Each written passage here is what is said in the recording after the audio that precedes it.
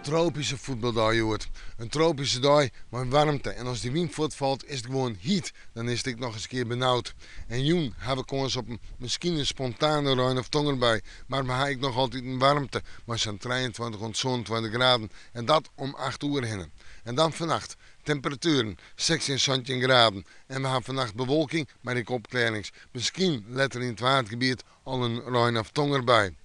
En de wind die zal zwak of matig wezen en komt uit verschillende richtingen bij. Morgen een dag met eerst misschien nog wel even wat zinnen, maar daarna vlugend dan in de bewolking en dan hebben we een aantal buien met kans op tonger. En misschien ook wel windstichten, dus een waarschuwing voor de watersporten. Nog wel warmte, 24 tot 27 graden. Op de Wadden zijn 22, 21 of 23 graden. En dan zetten we terug naar het waar van sneeuw. Sneeuw wordt een stroomdag, zo'n je zeggen. De temperaturen die liggen nog altijd vrij hoog. Ik denk dat we uitkomen tussen de 21, 22 graden op de Arloon en 23, 24 of 24 graden verder op de provincie, steeds maar op het verste loon. Een prima simmertemperatuur, maar er staat een sterke wind, krachtig onthut uit west tot zuidwest, dus een waarschuwing van de watersporter.